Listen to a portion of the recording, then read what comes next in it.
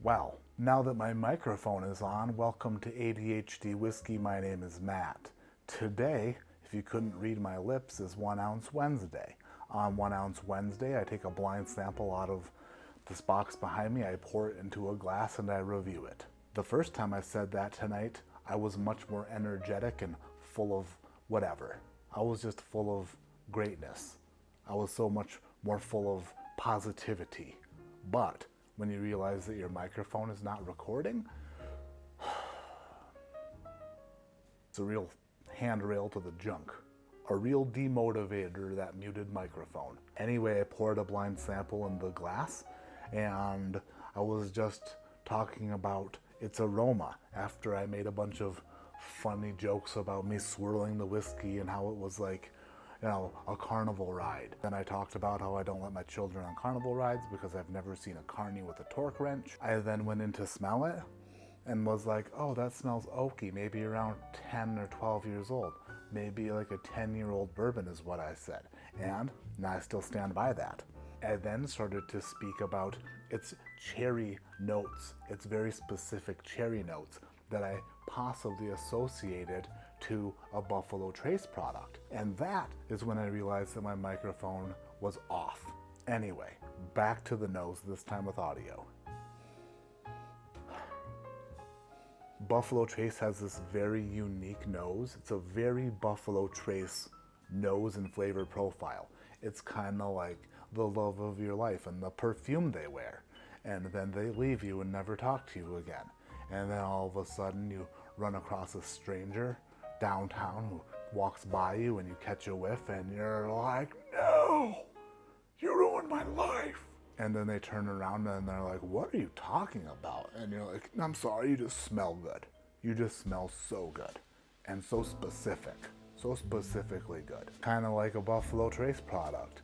You smell it once and never see it again. Son of a bitch. Anyway, it's a very vanilla, cherry, caramelly, oaky, just blast of amazing, quintessential, thank you Jason from the Mash and Drum for the word, bourbon. There's an underlayment of like a citrusy orange kind of thing on here, which I don't typically get from Buffalo Trace products, so I'm a bit like, maybe this isn't a Buffalo Trace product.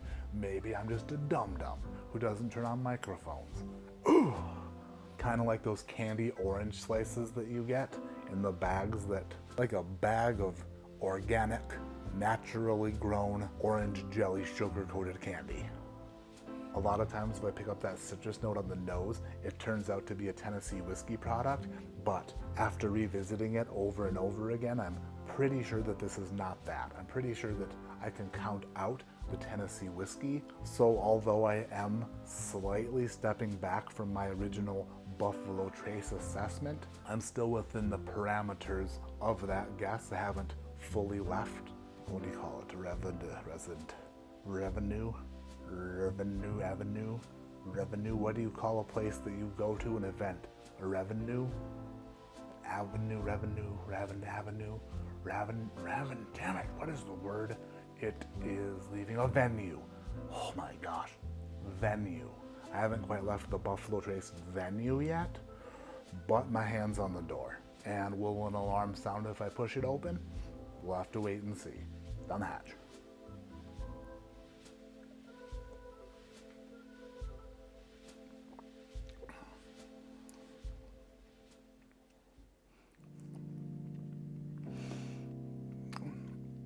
Wow, that hit me right in the acid reflux. Wow, I'm a bit surprised that the palate wasn't like overwhelming with flavors, but more flat and ethanol forward. So don't give up on it, Matt. Regroup, suck it up, sit up straight. Your posture's terrible. Take a second sip and this time actually think about it.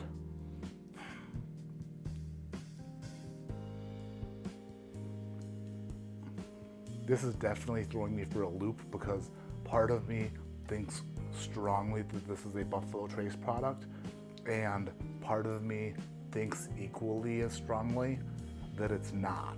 But that second sip really swayed me back over to the Buffalo Trace camp, but what it did not do was persuade me to change how I thought after my first sip a vanilla cherry Coke burst at the tip of the palate, and then a flat RC Cola with an ethanol twist straight back. Nothing remarkable about it. Nothing that's like making me go dang, bang, or bang. Nothing that's making me say bruh. I'm not sure if I would say it's cap because I don't know what that means. But what I do know is that I enjoy the nose a lot, and I was expecting a bit more from the palate. The palate is just leaving a bit of room for me to go, why? Why does it not have complexity and curves? It's like reading the first chapter of a romance novel, and then when you get to the second chapter, it's just blank pages until the end. And you're kind of sitting there thumbing through the book wondering whatever happened after the fourth button on the blouse got unbuttoned. Were the hairs on his neck the only thing standing up? We'll never know, because after the first chapter, it's just nothing. Like this whiskey, it's like, yum. And then you get excited, and then it's like, oh, kind of like, dang. Guess I'll have to make it up in my head. Man, that nose is good. That nose is remarkably good. Third sip, I feel like my palate is starting to acclimate a little bit more to this pour, and there probably is a bit more to it than I originally thought. There are some caramels and like chocolate covered cherries that are doing a little dance on the sides of the tongue. By the third sip, it's starting to stick a little bit more oiliness is being observed by the inside of my mouth, and I'm feeling rather good that this whiskey is kind of taking a turn in a better direction. I still don't think that whatever is in this glass is remarkable, but it's starting to build some rapport with me. It's shaking my hand and asking me how my family is. All right, let's give this 1 ounce Wednesday a fourth and final sip, then give it a score, and then reveal the pour. It's very good. It's not great. I keep waiting for this whiskey to develop into something it's not. Like an excited parent urging his 240-pound 8th grader to run the 200-meter hurdles. Like I said, I think it's very good, and the nose had me perplexed and excited to get into the palate, and although the taste grew on me a little bit, by the time I finished the 1 ounce, it was still flat and never gave me that nudge into something that I would really want to drink on a special occasion or even like with friends. I would put this in the category of like a very good pour that you would have on occasion. Before I reveal the pour, I must give it a score, and today I'm gonna put it right at very good. I'm gonna say that this whiskey today receives a score of 7.65. On 1 ounce Wednesday, we were drinking. Got it. Whew. Okay. Oh, shoo. This is from Mr. Bill Kavanaugh. It is 2023 Mr. Sam, 128.8 proof. Mr. Sam 2023, that is, I believe, Buffalo Trace distillate. Let me Google that. Whew, that's an expensive bottle, holy shit. Highly limited blend of Sazerac's finest Canadian and American whiskeys. Okay, so there's some Canadian whiskey in there, which is probably what threw me for a loop. Thank you so much, Mr. Bill Kavanaugh, for sending that sample. Those bottles are ridiculously expensive, and damn, dude, that's a very generous thing that you did and that you continue to do. Thank you so much. While I'm thanking people, I want to thank you, the viewers, for watching this video. Thank you for your continued support and continuing to watch everything I put out, hitting the thumbs up on all the videos, hitting the subscribe button when you're not subscribed. Thank you so much for watching. My name is Matt. This is ADHD Whiskey. Like I always say, keep your head in the clouds, but your mind on taking the garbage out when it's garbage day. You know what I mean. All you dads out there, you know exactly what I mean. There's nothing worse, nothing. Well, probably a few things worse, but on a weekly basis, if you forget to bring that trash out to the curb, you forget to roll those suckers out when they need to get rolled out, and you hear that trash truck coming down the street,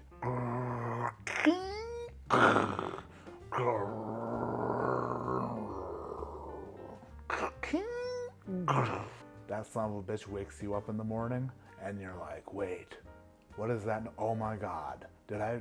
I didn't. And as you're about to jump out of bed to try to get the garbage to the curb, you remember that you're a 300-pound middle-aged man and that jumping out of bed isn't a thing anymore. So you hear the trash truck pull up in front of your house and not stop. You know that they know. You know that they know you forgot. Those trash guys know that you have garbage. They know that it's there.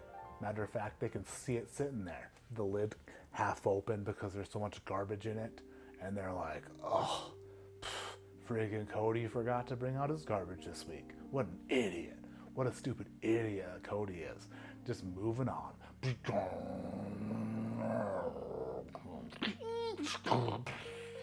Just dumping the neighbor's garbage in, but not yours. Yours is still up against your house because you forgot. And now for the next week, you've got to put a plan together. What are you going to do with all your garbage? There's no room in the bin outside anymore. That thing was filled to the top from last week. It's a dilemma. It's a dilemma. And I'm sorry. I feel you. Been there, done that. Bring out your garbage. Don't forget. Don't forget. Don't ever forget about the garbage. It's gotta go out. Gotta bring it out.